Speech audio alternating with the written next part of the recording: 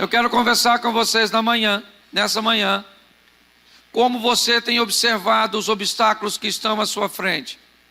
E se você já notou a estratégia que o diabo tem buscado de fazer com que as pessoas percam o foco, fiquem mais impressionadas com o problema do que com a dimensão do Deus que elas servem. Hoje, qual é o grande problema?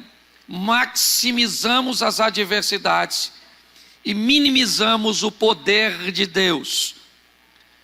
Enquanto a Bíblia me diz que Deus é maior que todas as coisas, um Deus do impossível, e que diante dele nada pode se manter de pé, eu olho para o meu problema, para a minha adversidade, eu olho para o meu duelo, onde eu não tenho um grupo para facilitar a minha vitória, alguém muitas vezes em que eu possa acompanhar, sabe, nenhum patinho daquele que na migração fica ali fazendo barulho por detrás de mim, dizendo vai, a hora que você não aguentar, troca de lugar comigo, que eu vou para frente para cortar o vento.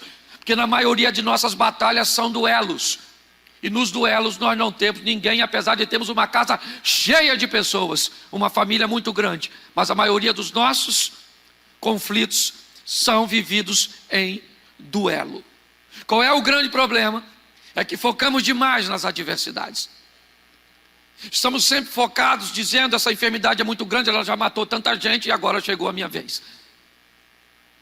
A crise é tão grande que ela outrora estava longe de mim, mas agora ela chegou e acabou com a minha vida. Explode o coração. O divórcio já pegou tanta gente que agora chegou a minha vez. Não, querido. É muito importante a maneira que nós vamos nos posicionar, pois ela muda. Você quer ver? Todo mundo diz que o discípulo a quem Jesus amava, quem era? Quem era? Era João, certo? Certo? Mas aí eu pergunto a você, quem foi que falou isso? O João. Jesus nunca falou que amava o João ou que amava mais o João. O problema é que o tal do João se sentiu amado e resolveu escrever que Jesus o... Então todo mundo acabou subentendendo que se ninguém escreveu que Jesus o amava e João escreveu isso, é porque Jesus amava mais João. Ou seja, João acabou sendo visto por todos nós da maneira que ele se via. Você quer se ver um miserável, um desgraçado, um derrotado? Se veja. Não é assim que Deus te vê, não é assim que os céus se vê. Mas se alguém convenceu você disso, chore, morra, sofra, miserável. Não é verdade? Sim. Que dá raiva, senhora. Então é muito importante você entender. E eu gosto primeiro dessa história. Eu vou usar 2 textos, mas essa é uma história que me encanta. Por quê? Porque Deus está conversando com o profeta das montanhas de Ramá, decidindo a transição, certo? De reino, onde ele vai tirar o reino, o poder das mãos de Saul e vai colocar nas mãos de uma das coisas mais improváveis. Primeiro, Davi é o filho mais novo numa família de 8 rapazes. Já começa aí o grande problema. Ele não seria indicado por ninguém para exercer uma liderança sequer familiar, ainda mais monárquica. Olha só. A história desse indivíduo é a mais improvável possível, até aparecer um grande problema na vida dele.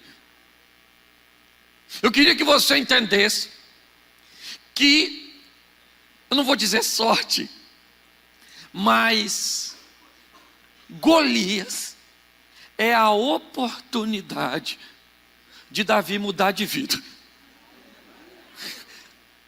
Se não fosse Golias, eu não sei que caminho esse cara ia chegar no trono.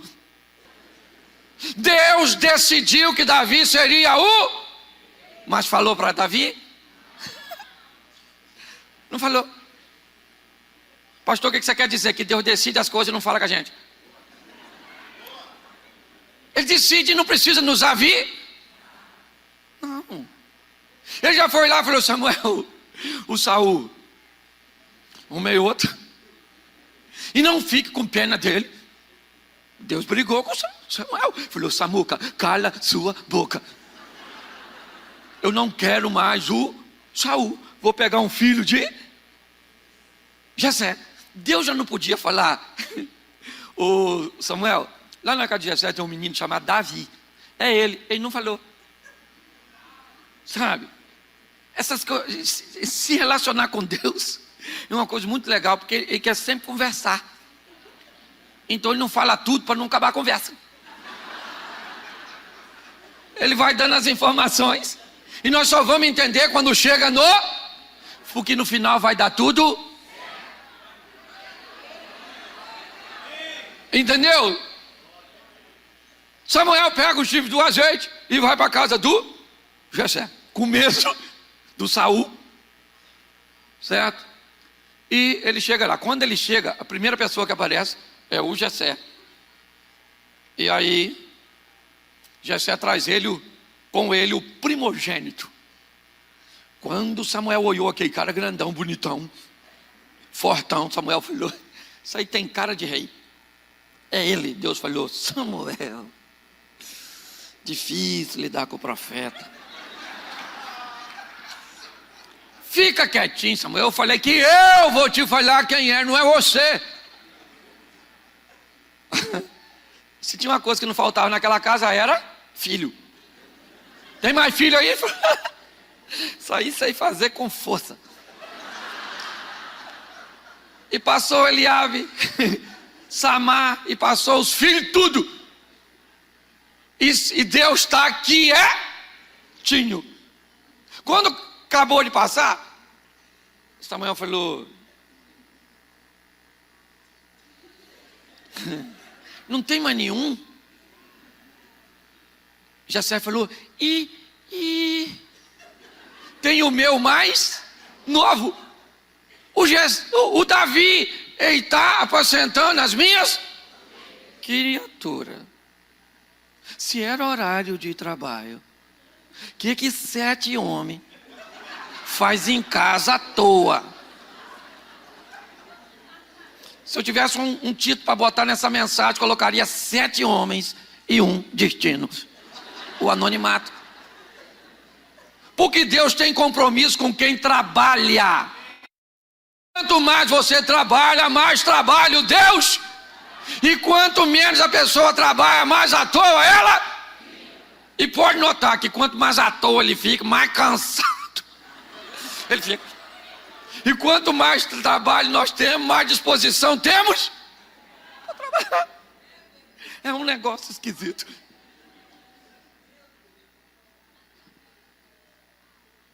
O pai dele já tinha esquecido dele, porque Samuel teve que perguntar. Não tem? Ele falou: tem. Não deve ser ele, mas tem, que é o meu mais novo que está trabalhando. Ele falou: chama lá que ninguém come nada até o garoto chegar. De repente chega Davi. Eu imagino Samuel olhando o menino sujo vindo do campo. Não é? O caçula. Samuel deve ter olhado e falou: é esse aí, Jessé? Não esqueceu de mais ninguém, não? E Deus falou: Samuel, é esse. Unge o menino e pode ir embora e deixa o restante comigo e pronto. Samuel unge Davi na presença dos seus, e o Espírito do Senhor se apoderou e Samuel foi para as montanhas de Ramá. Voltou. Agora Davi está sob o poder do Espírito Santo e vai fazer o quê? Apacentar a ovelha. Ué, pastor, não vai virar assim, super-homem, agora matar? Não. Ele vai lá apacentar a ovelha. A história de Davi é uma história. Qual provavelmente foi o primeiro bicho que Davi matou? Não, ovelha, gente. Ele não era pastor de ovelha? Tinha que matar os bichinhos para comer, para pegar pele, para pegar... Você está entendendo? Não era nenhum crime matar a ovelha. Por que você acha que ele matou o leão primeiro? Porque todo mundo acha que é o leão, urso. Quem nasce grande é monstro. Você tem que aprender a matar as coisas devagarzinho.